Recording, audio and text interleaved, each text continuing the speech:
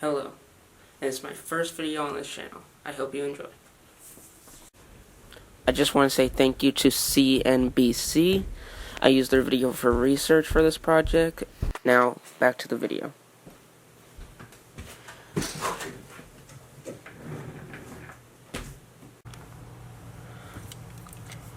Desalination is the process of removing salt from water. We have two ways of doing this: thermal desalination, or TD, and reverse osmosis, or RO.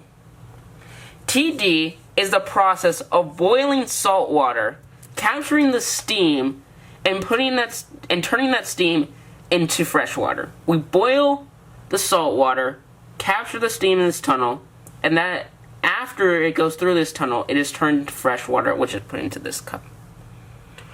RO, on the other hand, or reverse osmosis, doesn't need to boil anything, and instead pressurizes the water through a filter membrane that it doesn't want to go through.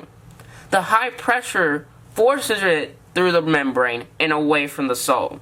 So we have the salt water over here, which is pressurized through this membrane, and the fresh water right here. Now that we know the two ways of desalination, we have to find out the pros and cons. Page 2. The pros. There is only one pro of desalination, and that is we get more water. But the thing is, we don't need another pro. We can only use 1% of the Earth's water, which covers 71% of the Earth. Most of the water that we don't use, the part of the 70%, is seawater, which means we need seawater to turn to fresh water to survive, and the only way to turn seawater into fresh water is desalination. So why don't we just use one of the ways that I said on page 1? Page 3. The cons.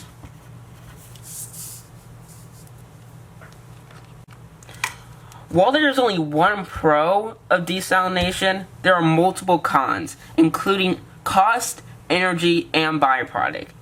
Desalination costs a lot of money because of the new buildings we have to build to house the desalination plants, and even the units that do the desalination cost a lot of money.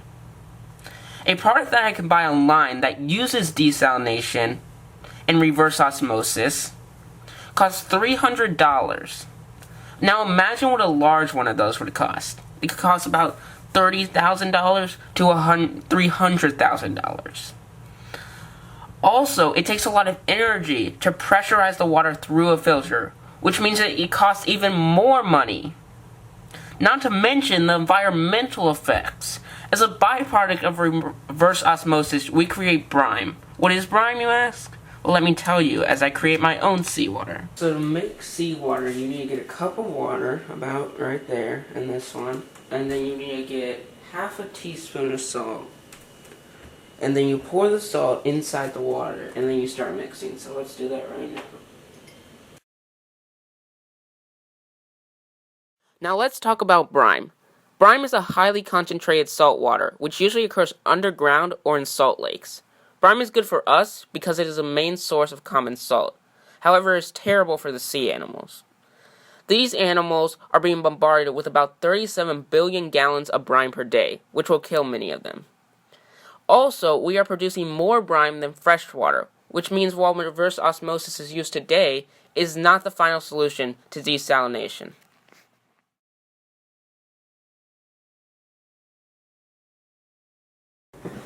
This is going to be our first experiment in doing thermal desalination.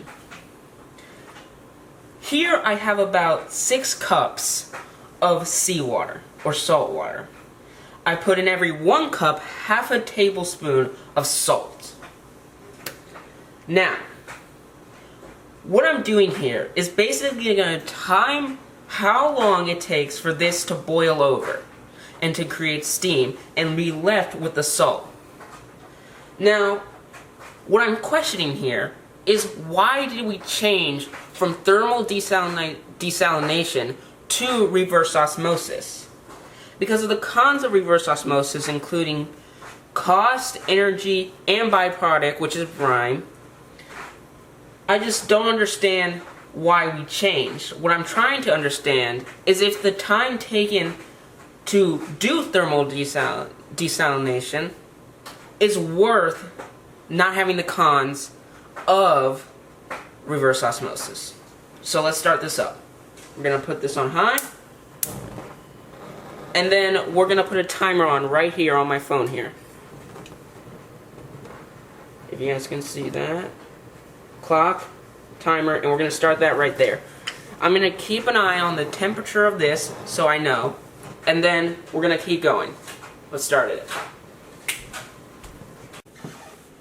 I now understand why we changed from thermal desalination to reverse osmosis.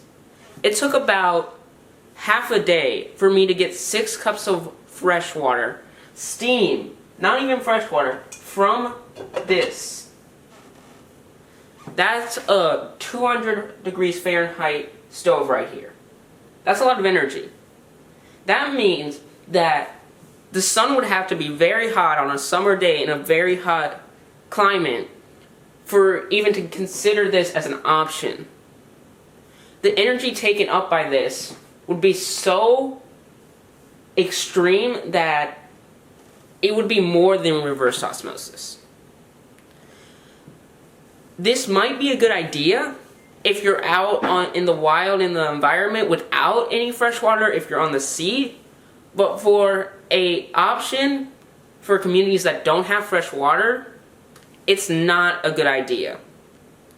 This would be something if every household was doing it. What I'm trying to build is something if one person was doing it. Now, I gotta go to sleep, guys, so I'll see you guys tomorrow, where we're going to be talking about a little bit more about thermal desalination and try to maybe fix this by maybe making it from a smaller area and maybe even using the sun outside. I'll see you guys next time. Later.